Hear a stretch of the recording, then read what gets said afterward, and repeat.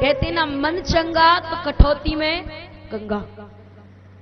अगर मन ठीक है ना तो आप मान लीजिए आप गंगा स्नान कर लिए। मन से मानना पड़ता है, मन के माने हार है, मन के माने जीत, और मन ही मिलावे शाम से और मन ही करावे फजीत। मन से मान लिए तो आप जीत गए, मन से मान लिए तो हार गए। और ये मन ही भगवान से मिला देता है, और ये मन ही किसी से लड़ाई झगड़ा करा देता है। मात्र मन की बात है।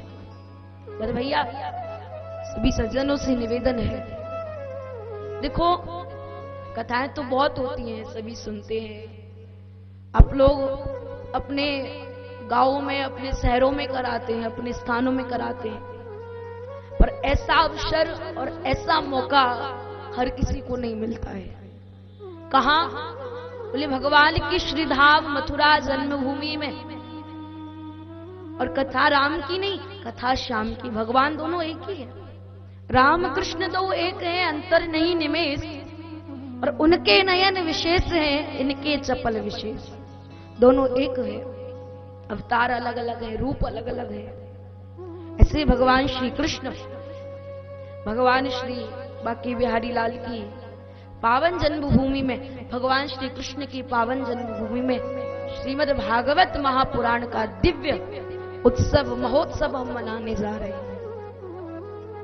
विशेष सहयोग नारायण सेवा संस्थान सेवा परमोधर्म ट्रस्ट उदयपुर, पूज्य श्री साधु कैलाश मानव जी, जिनके विशेष कृपा से देखो कथा पाठ पूजन ये सब कार्य हो जाता है पुण्य का, पर हमें इस कथा के साथ एक और लाभ मिला है। क्या? सेवा करने का। दीन दुखी दिव्यांग विकलांग बच्चों की सेवा करना, कथा का लाभ लेना। कैसी है भगवान की भागवत कथा? तब कथामृतम तप्त जीवनम कवि विरीडितम कल्मषापहम श्रवण मंगलम श्रीमदाततम भुवि गृह्णन्ति ते भूरिदा जना। जिसे सुनने से कल्मशों का हरण हो जाए, पापों का हरण हो जाए, पाप कट जाए, अपराध मिट जाए, गलतियां कट जाए, ऐसी श्रीमद् भागवत कथा जिसे हम सब भक्त लोग 7 दिन तक श्रवण करेंगे। भागवत महापुराण में तो लिखा है, भाग्योदयेन बहुजन्म समय जीतेन सत्संगमं च लभते पुरुषो यदा वै अज्ञान हेतु कृतमोह मदांधकार न संविधाय हि तदो दयते विवेक। भाग्योदयेन बहुजन्म समर्जितेन। एक जन्मों के नहीं, 2 जन्मों के नहीं, 10 जन्मों के नहीं, अनंत जन्मों के, कोटि जन्मों के जब पुण्य उदय होते ना सज्जनों, तो ही हमें श्रीमद् भागवत कथा सुनने का मौका मिलता है। ठाकुर जी की कृपा होती है, वरना भागवत देवताओं के लिए दुर्लभ है, हमारी आपकी तो बात ही बहुत दूर हो जाती है। पर सौभाग्य हम सब भक्तों का, जो भक्त या पधार कर कथा श्रवण कर रहे हैं एवं टेलीविजन के माध्यम से, साधना टीवी के माध्यम से जो भक्त श्रवण कर रहे हैं, सभी भक्तों का सौभाग्य कि हम श्रीमद् भागवत कथा श्रवण कर रहे हैं। और देखो, अज्ञान का खंडन करने वाली, ज्ञान प्रदान करने वाली, पापों का क्षय करने वाली, पुण्य प्रदान करने वाली ऐसी श्रीमद् भागवत कथा। और सज्जनों, कई लोग विचार करते हैं, बोले महाराज हमारे तो पुण्य उदय ही नहीं हुए, हमें तो भगवान ने दर्शन ही नहीं दिया। अब उनके प्रश्न का जवाब यही होता है, बोले आपने मन से कथा नहीं सुनी। बोले कैसी नहीं सुनी? हम तो रोज सुनने आते थे।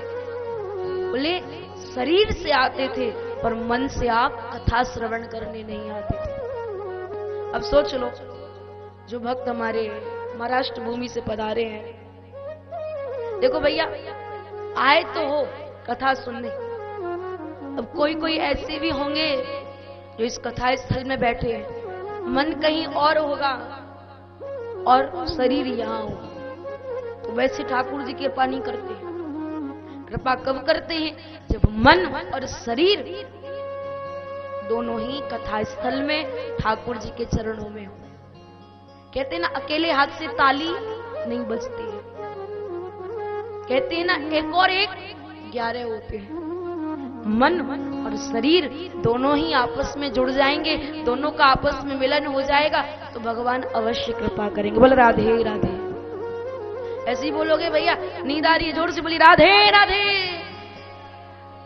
तो सज्जनों, भागवत की कथा कभी भी मनोरंजन की दृष्टि से नहीं सुननी चाहिए।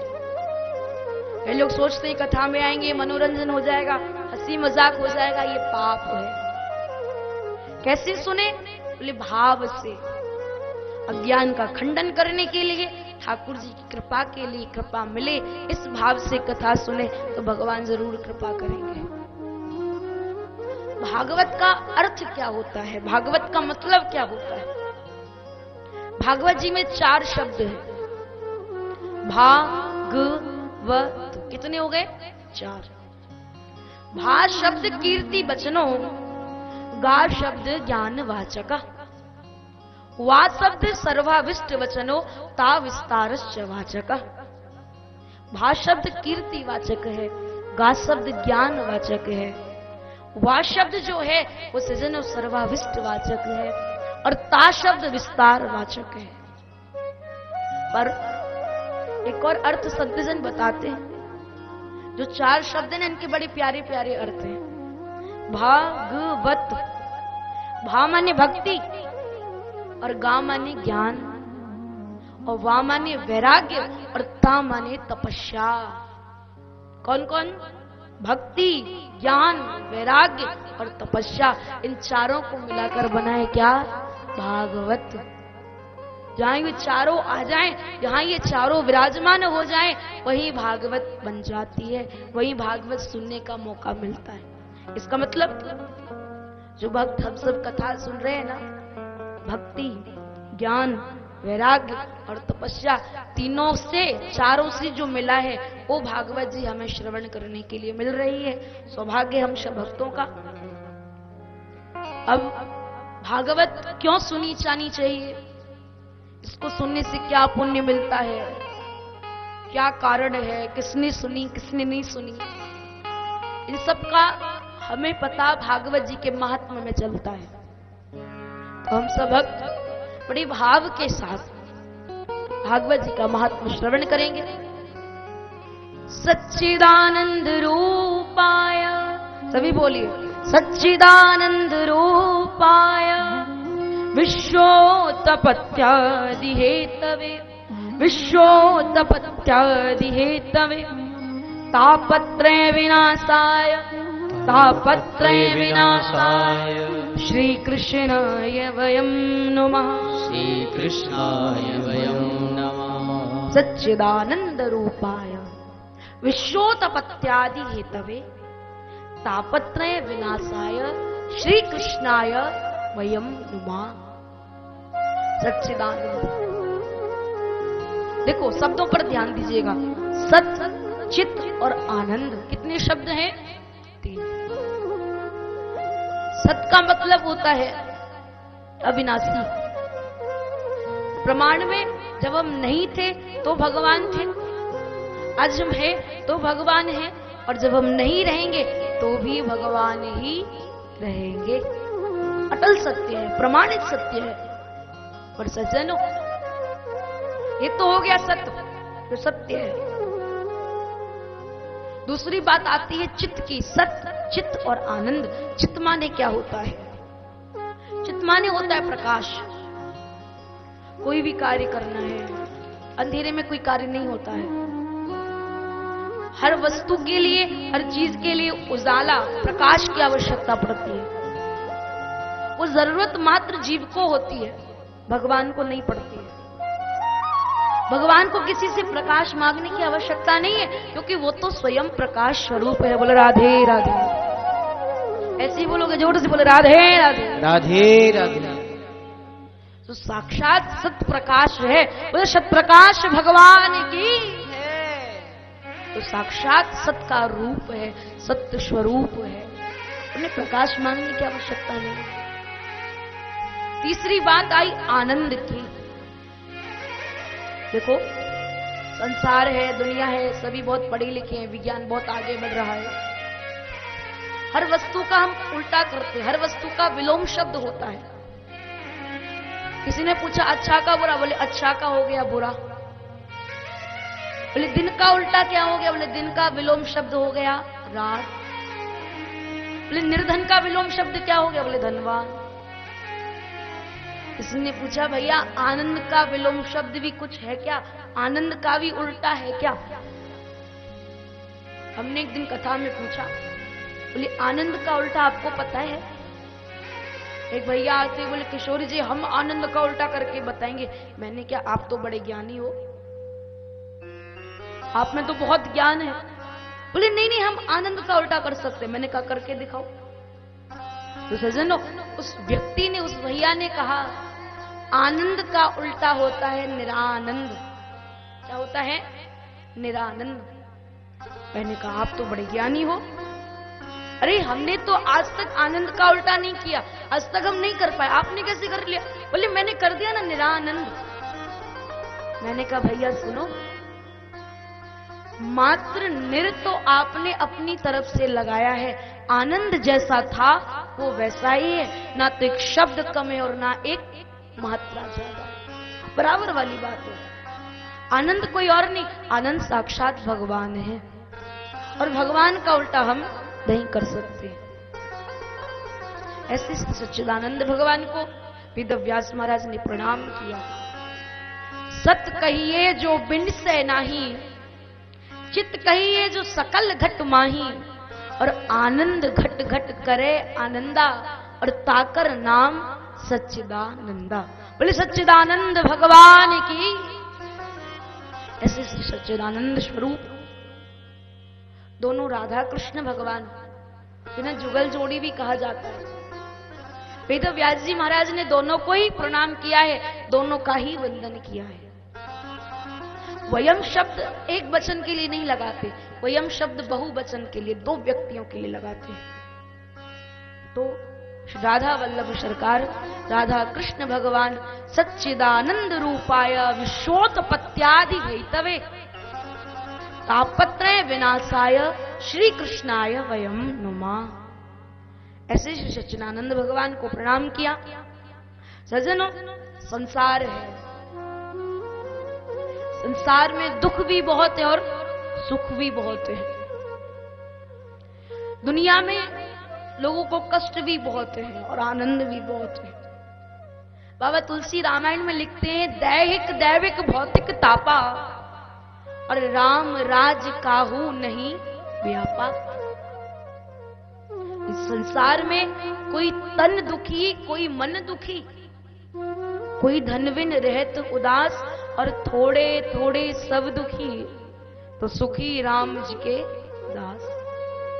कोई तन से दुखी है, किसी को हजारों लोग लगे हुए हैं। कोई मन से दुखी है, इतनी पीड़ाएं हैं परिवार की, बच्चों की, पति की, पत्नी की, माता की, पिता की। अरे महाराज हजारों पीड़ाएं। वो तन से दुखी है, कोई मन से दुखी है, और कोई धन से भी दुखी है। बात पर ध्यान देना, सभी भक्तों से निवेदन है। किसी के पास धन ज्यादा है, वो धनवान भी धन से दुखी है। विचार करता है बोले कोई चुरा के ना ले जाए, सो भी नहीं पाता है महाराज। वैसे तो दिन भर नोटों की गड्डियां संभालता है, 2-2, 3-3 बजे तक तो उसी में निकल जाते हैं। समय कहां बचा, थोड़ा बहुत समय बचता है तो नींद नहीं आती है, चिंता सताती, बोले कोई ले नहीं जाए।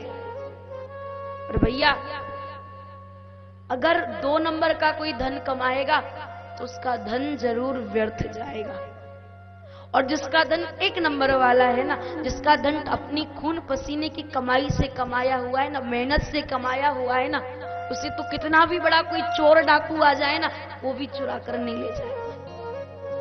2 नंबर वाले सोने की रक्षा, 2 नंबर वाले धन संपत्ति की रक्षा भगवान नहीं करते।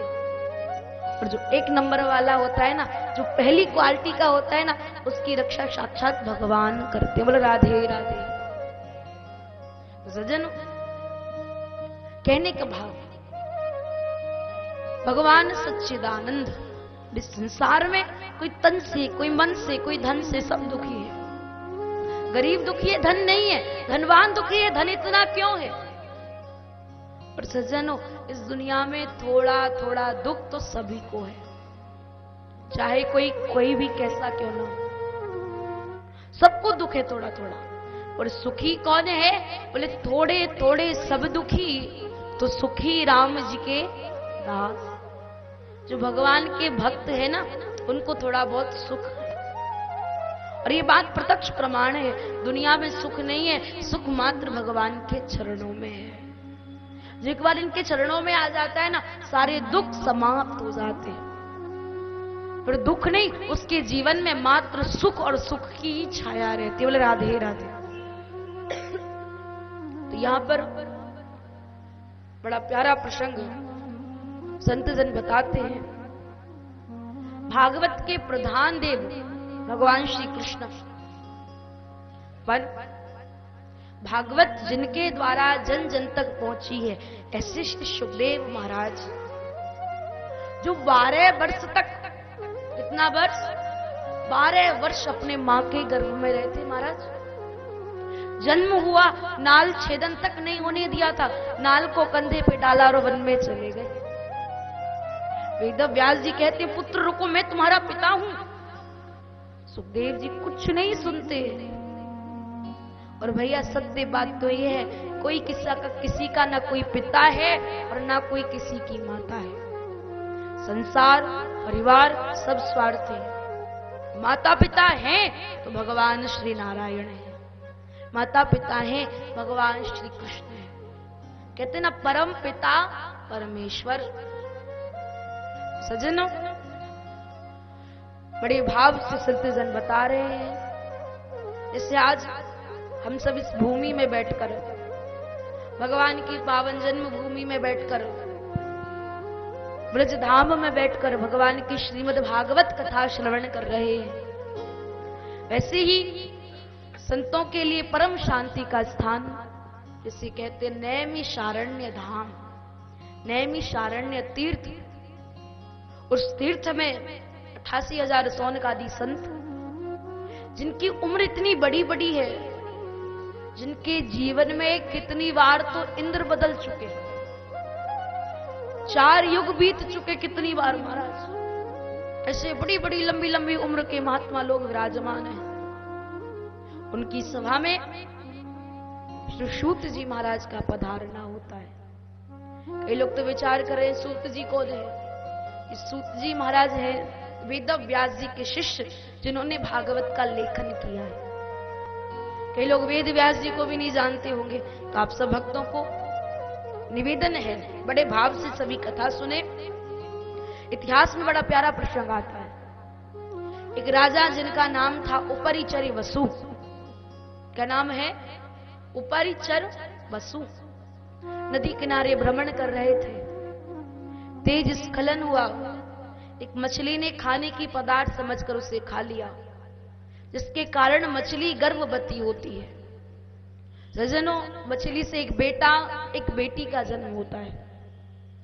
राजा उपरिचर वसु ने पुत्र को अपना उत्तराधिकारी बनाने के निमित्त अपने पास रख लिया। और जो कन्या, जो बेटी थी, वो बेटी जो नदी किनारे एक सेवक रहता था, नाव चलाने वाला नाविक रहता था, उसे वो कन्या दे दी। कन्या बड़ी होती है, सत्यवती के नाम से जानी जाती है। सज्जनों, नदी किनारे सत्यवती भ्रमण कर रही थी। वन से लौटकर आ रहे महर्षि पाराशर की दृष्टि सत्यवती के ऊपर पड़ी। कहा, देवी मेरी कुछ प्रार्थना है। समागम की इच्छा प्रकट की। सत्यवती कहती, महाराज मैं मत्स्य कन्या हूं, मेरे शरीर से मत्स्य दुर्गंध आती है, दिन का खुला वातावरण इस कार्य के लिए योग्य नहीं है। तो पाराशर जी महाराज ने कुहासा, जिसे कोहरा भी कहते हैं, कुहासा उत्पन्न किया। तभी से कोहरा पड़ना, जो सर्दियों में कुहासा पड़ता है ना, तभी से प्रारंभ हुआ है। कुहासा कोहरा उत्पन्न किया। जैसे ही बैठते हैं कृष्ण द्वैपायन भगवान श्री वेद व्यास जी महाराज का मंगलमय जन्म होता है। बोलिए वेद व्यास भगवान की जय हो। व्यासाय विष्णु रूपाय व्यास रूपाय विष्णवे नमो वै ब्रह्म विदये वासिष्ठाय नमो नमः। ऐसे श्री वेद व्यास जी महाराज, उनके शिष्य श्री सूत जी हैं। वेद व्यास जी ने 4 वेद लिखे थे। 4 वेदों के नाम क्या हैं बताइए आप लोग? ऋग्वेद, यजुर्वेद, अथर्ववेद, सामवेद, 4 वेद हैं। 17 पुराण लिखे, देवी पुराण, शिव पुराण, गरुण पुराण आदि आदि बहुत पुराण है, महाभारत पुराण। सज्जनों, सब कुछ लिख दिया पर मन को शांति नहीं मिलती है। कहते हैं जीव कितना भी प्रयास क्यों ना कर ले, कितना भी कुछ क्यों ना कर ले, पर जब तक ठाकुर जी की कृपा नहीं होती है ना, उसके मन को शांति नहीं मिलती है। एक शांति तो होती है ऊपर वाली जो दिखावा, और एक शांति होती है मन से। ऊपर वाली जब शांति होती है तो शरीर में अभी भी कुछ, मन में ऐसा लगता है कुछ रह गया है। और जो मानसिक और मन से शांति मिल जाती है ना, वो ठाकुर जी की कृपा से मिलती है। फिर कुछ नहीं लगता है कि कुछ रह गया, फिर तो लगता है सब पूरा हो गया, बस भगवान का भजन करो। बोले राधे राधे राधे राधे।